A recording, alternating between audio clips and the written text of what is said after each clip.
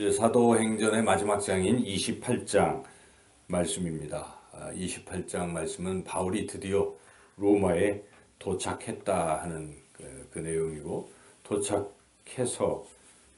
도착한 지 사흘 만에 다시 또 복음을 전파하는 그런 모습을 기록하고 있습니다.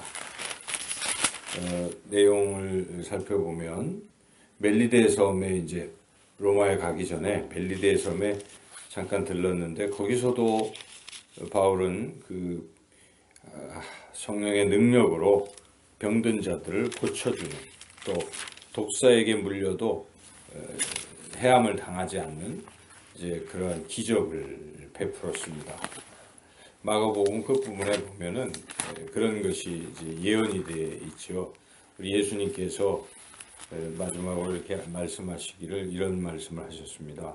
믿는 자들에게는 이런 표적이 따르리니 곧 그들이 내 이름으로 귀신을 쫓아내며 새 방언을 말하며 뱀을 집어 올리며 무슨 독을 마실지라도 해를 받지 아니하며 병든 사람에게 손을 얹은즉 나으리라 하시더라. 이 마지막 절에 손에 이 독사에게 물려도 해를 받지 아니하고 병든 사람에게 손을 얹은즉 나으리라, 이렇게 주님이 약속하시는데, 그 약속대로 지금 바울이 뱀에게 물려도 죽지 아니하고 도리어 그 멜리데 섬의 추장격인 보블리오 아버지를 이렇게 안수해서 열병을 낫게 하는 기적을 또 베풀었다 하는 것이죠. 그래서 우리가 믿는 사람들에게는 이런 표적과 기적이 따르다 하는 것을 우리가 늘 마음에 새기고 항상 믿음으로 나아가서 또 이렇게 기적을 통해서 복음을 전파하는 우리 삶이 되기를 소망합니다.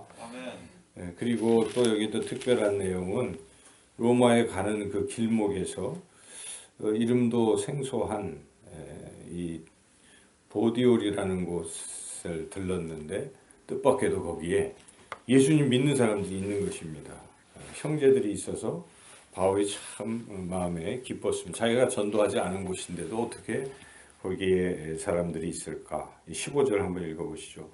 그곳 형제들이 우리 소식을 듣고 압비오 광장과 크레스타까지 맞으러 오니 바울이 그들을 보고 하나님께 감사하고 담대한 마음을 얻으니라. 이렇게 복음은 참 생명력이 있어서 이런 곳에까지 전파됐구나 하는 것을 바울이 볼 때 얼마나 기뻤겠습니까? 자기가 가보지도 않았는데 또 전한 사람들 통해서 거기에 복음이 전파된 것이죠. 오늘날 대한민국에 이렇게 복음이 전파돼서 많은 사람들이 하나님의 자녀가 된 것, 이거 얼마나 귀한 일이겠습니까? 120여 년, 130년 전인가요? 1884년에 이곳에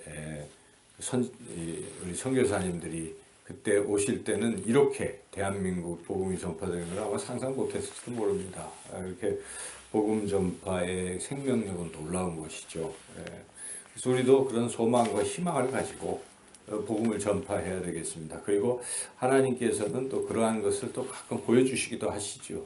우리가 이분이 아마도 내일 4.5 부활절 이후 초청잔치에 우리가 그러한 기적을 또한 경험하고 바울처럼 하나님께 감사하고 담대한 마음을 얻을 줄로 믿습니다. 아멘.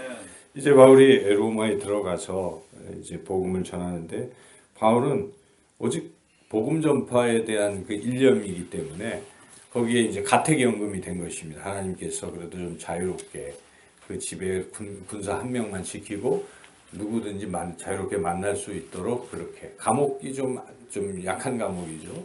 가택연금 정도이기 때문에. 그러자 바울은 사흘 뒤에 또 유대인들 막 초청을 해서 복음을 이렇게 전하는 내용이 여기 쭉 기록되어 있습니다.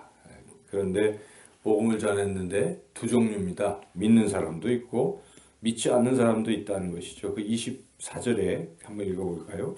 그 말을 믿는 사람도 있고 믿지 아니하는 사람도 있어. 이것을 보면 믿고 안 믿고는 우리 인간의 책임이 달려 있다는 것도 우리가 생각해 봐야 합니다. 그러니까 결국 물론 다 하나님의 주권하에 있긴 하지만 그래도 사람이 어떤 반응을 보이느냐에 따라서 이게 결정이 되는 것입니다. 그래서 우리가 이 믿음이라는 것은 어떤 우리의 공로도 아니고 행위도 아니지만은 그 반응, 이 반응을 보이는 이런 것은 또 우리의 또 책임일 수도 있습니다. 그래서 우리가 잘 듣고 믿을 수 있는 그런 마음을 달라고 늘 기도해야 되고, 또 이 마음이 굳어져 있고 이런 어떤 전도 대상자들을 볼 때는 우리가 항상 그 기도를 해야, 하나님 저들의 마음의 문을 열어주십시오. 이런 기도가 선행이 돼야 됩니다. 딱딱한 마음이 놓아지게 해주십시오. 이런 기도를 우리가 자꾸 해야 되죠.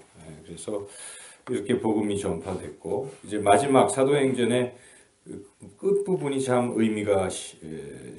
의미심장합니다. 30절, 31절 마지막 절을 한번 같이 읽어보겠습니다. 바울이 온 이태를 자기 셋집에 머물면서 자기에게 오는 사람을 다 영접하고 하나님의 나라를 전파하며 주 예수 그리스도에 관한 모든 것을 담대하게 거침없이 가르치더라. 2년 동안 아마 이 가택연금된 것 같습니다.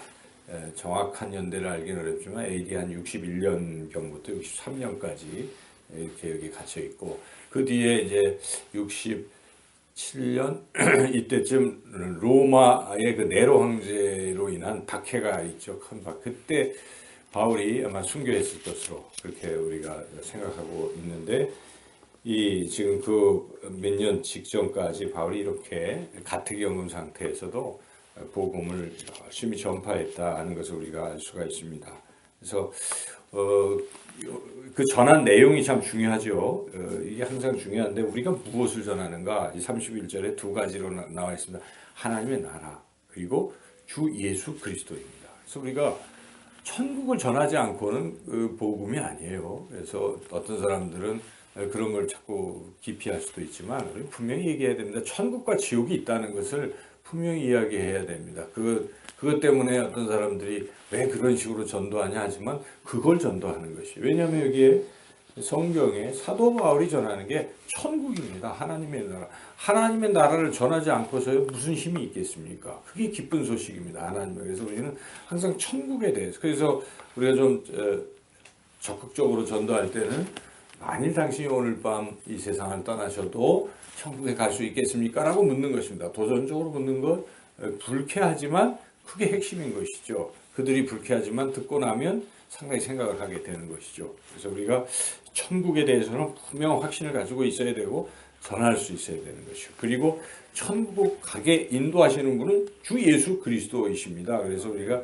예수님을 전하지 않고는 그거 안 되는 것이죠. 그래서 설교에 하나님 나라와 천국이 빠지면, 천국과 예수 그리스도가 빠지면 이게 설교라고 보기가 어렵습니다. 훈화적인 설교 얼마든지 많이 할 수 있지요. 그러나 그것은 일개 강연에 불과한 것입니다. 설교의 핵심은 하나님 나라 그리고 예수 그리스도. 우리가 전도할 때도 이 내용을 전해야 되는 것이죠. 전하는 태도는 오늘 이 말씀에 드러나 있는 것처럼 끝까지 가는 것입니다. 바울은 끝까지 다메섹 도상에서 주 예수 그리스도 부활하신 주님을 만난 뒤에는 우리가 지금까지 읽었지만 사도행전 9장부터 시작해서 28장에 이르기까지 사도 바울의 모습은 전혀 흩어짐이 없습니다. 얼마나 숱한 고난과 역경을 만났습니까? 그러나 결코 변치 않는 것이죠. 우리가 이러한 마음을 우리도 가져야 되는 것입니다. 변함없는 것 참 중요합니다. 근데 많은 사람들은 이렇게 신실함이 참 어려운 것이죠. 처음에는 반짝합니다. 그러나 시간이 지나면 끝까지 지키기 참 어렵죠. 그래서 그 초대교회 가운데에 요한계시록에 등장하는 7교회 중에 에베소 교회는 주님의 질책을 받았습니다. 네가 처음 사랑을 버렸다. 이런 주님의 꾸중을 듣지 않습니까? 그래서 우리가 변함없이 처음처럼 끝까지 우리가 복음 전파자로 살아가야 된다. 이 4.5 부활절 이웃절 정잔치가 끝났다 하여 그것을 끝이 아닌 것이죠. 우리는 또 여전히 전도 대상자를 위해 기도하고 끝까지 우리 생명이 다하는 그날까지 복음을 전파해야 되겠다는 것입니다. 그리고 전파할 때는 여기 나온 대로 31절에 담대하게 거침없이 아주 우리가 적극적으로 담대하게 해야 됩니다. 할 수 있는 것은 성령이 우리와 함께 하시고 오직 성령이 너에게 임하시면 너희가 권능을 받고 가는 것이기 때문에 우리는 성령과 함께 이 복음을 전파하는 것입니다. 그래서 눈에 띄지는 않는 경우도 있었지만 또 눈에 드러나는 경우도 있었고 사도행전 전체에서 우리가 성령에 주목했지 않습니까? 제가 말씀의 제목을 잡을 때도 성령을 주어로 주제로 삼아서 계속 한번 정해보기도 했는데요. 그렇습니다. 그래서 혹자는 사도행전이 사도들의 행전이긴 하지만 성령 행전이라고도 말합니다. 그 사도들을 이끌어 가시는 분이 성령이기 때문에 성령이 우리가 함께 하시기 때문에 우리는 두려워할 필요도 없고 담대하게 성령의 능력으로 끝까지 바울처럼 담대하게 거침없이 끝까지 복음을 전파하는 저와 여러분 모두가 되시기를 주님의 이름으로 축원합니다.